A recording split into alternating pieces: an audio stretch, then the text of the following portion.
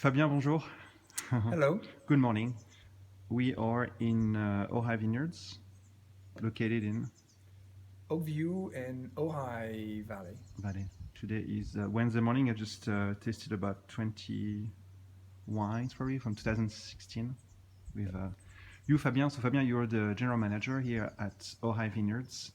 And let us know where in France are you coming from? So yeah, I'm a little bit of a paradox. I grew up in Paris. My family is from Lyon. I grew up really tasting wines, but never really was never taught to make wine. And then I came here and learned everything from Adam Tolmack from the Ojai Vineyard, who became my mentor, and from whom I learned, winemaking, wine tasting, all things related to the world of the culture in the US, but also actually in Europe. You came right after the World Cup in France, That's right. 1998. Yes. I came first to actually the East Coast. I was in Philadelphia, where I worked in restaurants, and I realized that I did have a little bit of an edge, and I helped few people just with tasting one and choosing wines for their list, just because I had no qualms about knowing what I liked or what I didn't. And that's what brought me really to California under the impulse of my wife, who said, "Why don't you make wine?" And I had never thought about it. And she was from the San Ynez Valley, and she is from the San Ynez Valley. And so we came back here, and that's how, through actually Richard Sanford and more Richard Longoria, who gave me the name of Adam, saying that he was one of the kind of great original producer in this area. And the rest is history. I have just contacted him a couple of times, then worked the harvest, and have been there for the last So 16 20 years almost. Next year will be your 20th anniversary of being on the American soil. And so here in Ojai Vineyards, you are technically general manager / assistant winemaker, Adam being the winemaker. Yeah, and he's owner the of the proprietor winery. and the winemaker. And we actually have an assistant winemaker, Dieter. But yeah, we all collaborate, really. It's a small team, and so we are all really involved in all aspects of the business. You also supervise the tasting room located in Ojai, downtown Ojai. Yeah, so we opened that in 2010, first with a small room, and then expanded to a bigger, nicer space. And I have loved working on that. So if some of the audience want to taste your wines, where in downtown Ohio are you located? So it's just past the arcade on Montgomery Street. Pretty easy to find. Cool. Ohio is just quite small. If we want to show the map, can you hold it? Sure, absolutely. So I'm impressed by your terroir approach. I met you first time last year when Emmanuel Faure, who now lives in Atlanta, put together a winemaker dinner.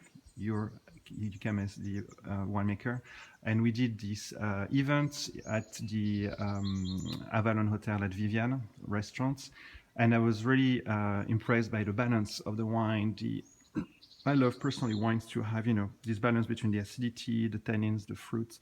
And this terroir approach is very interesting. So can you let us know where the wines, in a nutshell, where they're coming from? Yeah, and I think at first I will Tell me to hold your glass. Maybe. Yeah. I will preface it with the fact that really Adam's inspiration was always Burgundy. So there was always this interest in exploring very areas of any region. And so basically, again, this is a very unusual area. That's why we have California as a whole, to show how most of the mountains are really north-south. And here there's this very unusual situation where we have this east-west range where we really get this amazing big opening to the trade wind, which are bringing up this massive marine influence, cooling down what essentially is North Africa, because that's the latitude at which we are. Morocco. So intense heat, but then suddenly, because of the fog and the wind, we get a great gradient that is not interrupted by any mountains. So we get this ability to just do these more delicate style wines. There is a vineyard I really enjoy tasting the wine from. It's called Duvarita, which is, as you can see, right in the region of Lompoc, so west side of Santa Rita Hills. We all used to taste Pinot from there. But you tasted me on the Syrah, which I really enjoyed so much.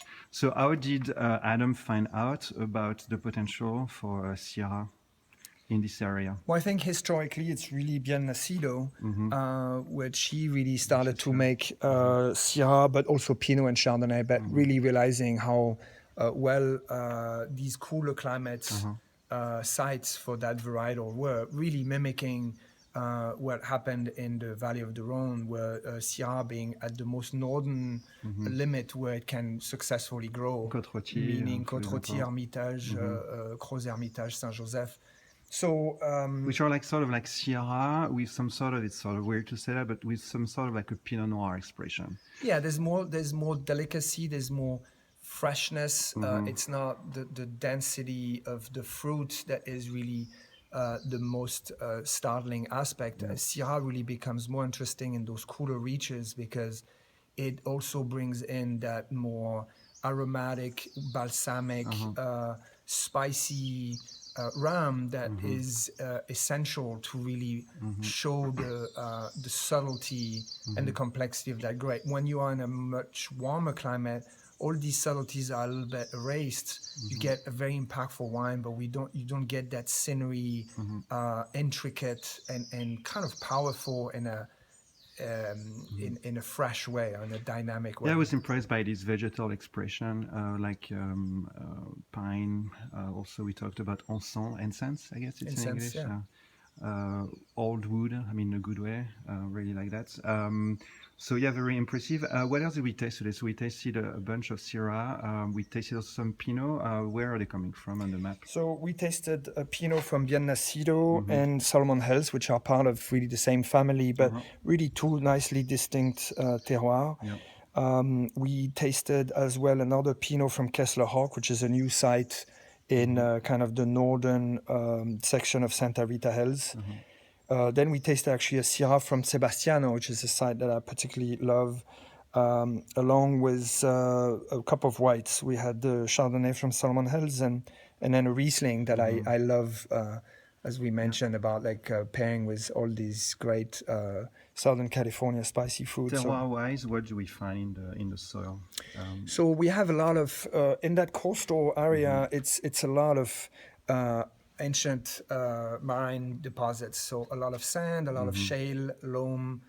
In the south, you can have a little bit of limestone, and further in the Santa Rita Hills, you can have clay as well. But it is really very much defined. A lot of our sites have a lot of sand.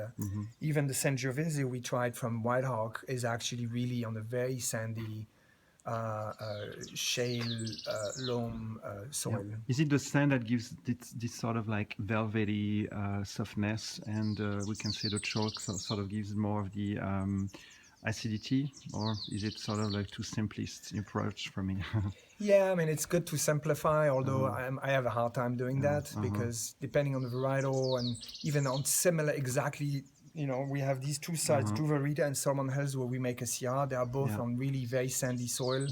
One is very, very intense and kind of masculine and powerful, when the other one is really much more delicate and more velvety and gentle. So it's very hard to only take the soil. But I think for Pinot Noir, we certainly see that sand brings out the fruitiness, when, let's say, clay will bring out a lot more weight and a lot more of the earthier tone of Pinot Noir. But once again, it is a little bit how to just bring it just to the soil. Wind, fog, the clone, the way it is, cultivated, they are all very important. And you definitely have an organic approach. Some of your wines are even biodynamic. Can you explain what it means to be organic? Because I feel like the name organic has been just used too much, and it's a certification or it's not a certification, but what it is to be making wines on the organic side, as per what you think? I think it's a philosophy in general of being either sustainable or just doing what's right for your environment. And if you're working with vines, you really want them to be very healthy, knowing that you really will get a real